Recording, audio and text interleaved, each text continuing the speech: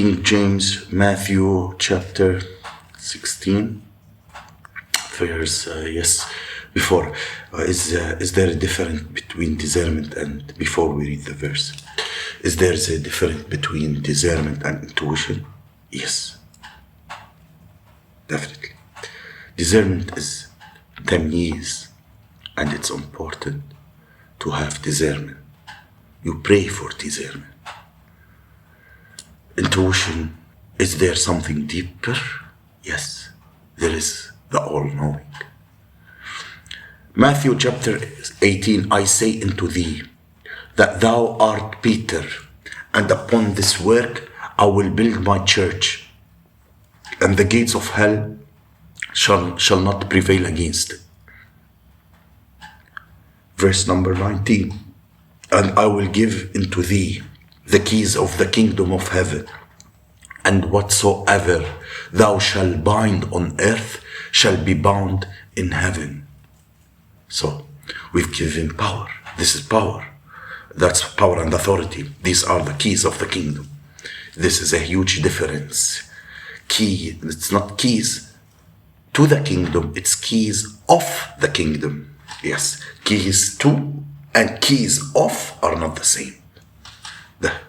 Yes, there's keys to and keys of and keys for. There's three. So whatever the man releases is released. And whatsoever you bind on earth shall be bound in heaven. And whatever thou shalt loose on earth shall be loosed in heaven. This is verse 19.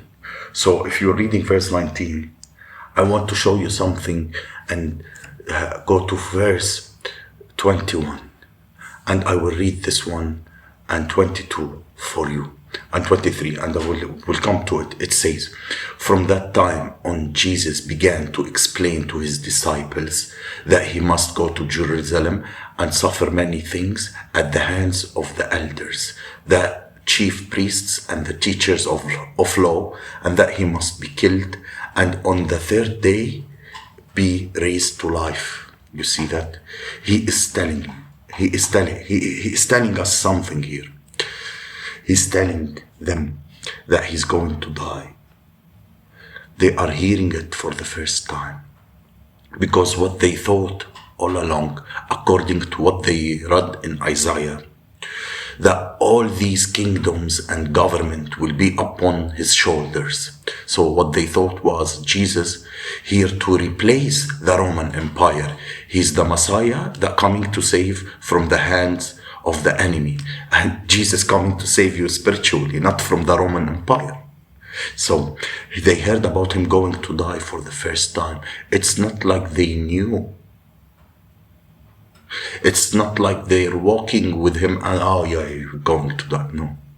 That's why when even they came to take him, Peter took the knife and cut somebody's ear, for he's telling them, you're going to die.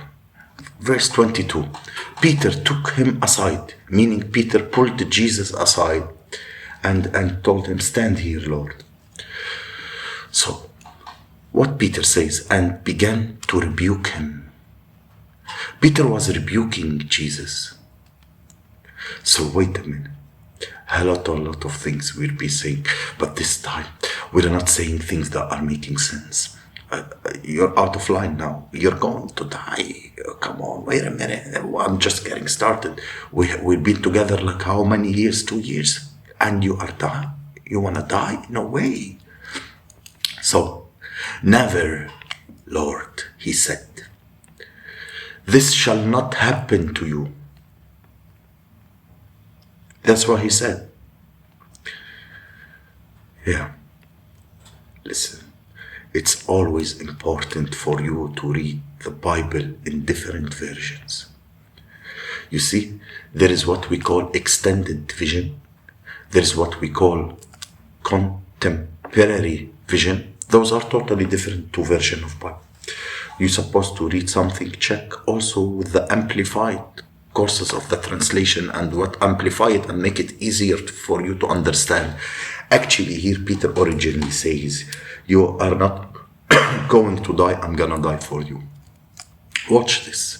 Verse 23, Jesus turned and said to Peter, "Get behind me, Satan." I know King James will say, "Get thee behind me, devil." Something like that. So watch this. Jesus turned. It's spiritual warfare here we're talking about. I'm telling you. Jesus turned into Peter and said, "Get behind me, you Satan. You are a stumbling block to me. You do not have in a mind concerns of God, but merely human concerns." Now, pause a little bit. Breathe in, breathe out. Discernment of spirit. Where we read in the verse 18, Peter's name is changed to from Simon to Peter.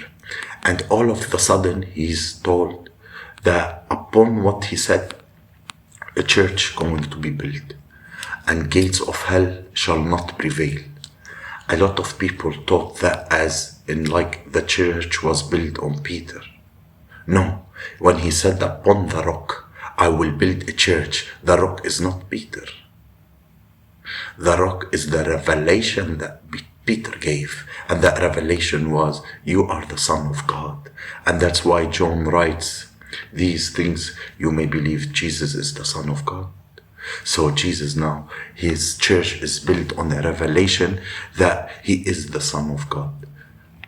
This is powerful. Some of people, what he's saying, if Peter died, guess what? What the church would have died? So the church was not built on Peter, it was built on the revelation that Peter gave. And the revelation was the Son of the living God. And at that moment, nobody knew Jesus as Christ. They knew Jesus, son of Joseph, Jesus of Nazareth, Jesus, son of Mary. And he said, who do you say I am? And Simon stood up and said, you are Christ, the Son of the living God. You see, it's not about it with Peter with rocks or with flesh and blood did not reveal this, but my Father in heaven did not reveal what? But God in heaven. And it's from today you are Simon, and but today you are Peter, right?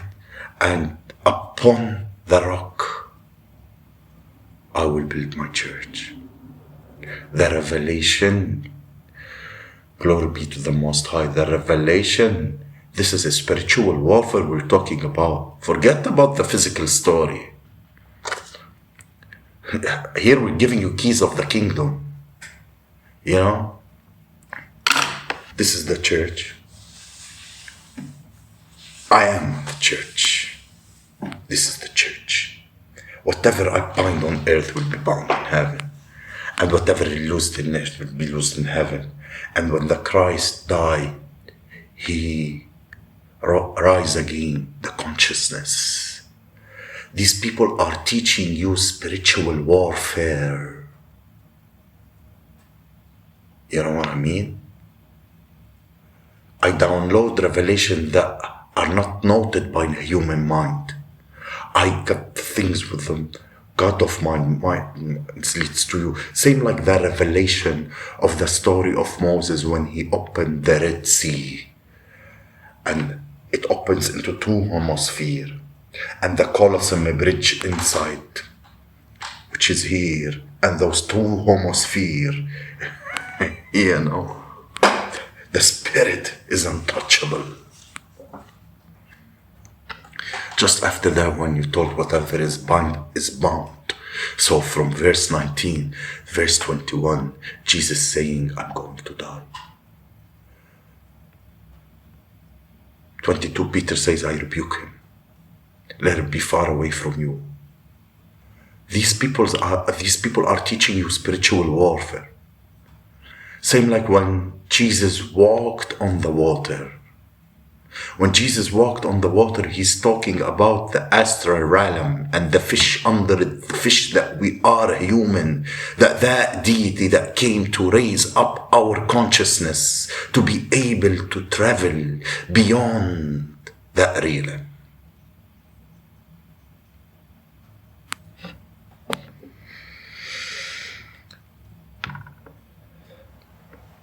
When you're given authority and dominion, a spiritual man, he cannot be used by the devil. The devil can't find the way with the spiritual man, because the spiritual man is a man with an authority. Get thee behind me, Satan. Yes, you should never tempt your creator. You should worship him. The reason why Jesus had said, "Get thee behind me, devil," is because Jesus in verse 21 is saying, I'm going to save the world. Now, his death will bring what? Will bring salvation, because we are a product of what? Of his death, actually. So death produced us. So if I believed it, I will draw man to me. But if I died, that won't happen. Then there's no salvation without death, without crucifixion.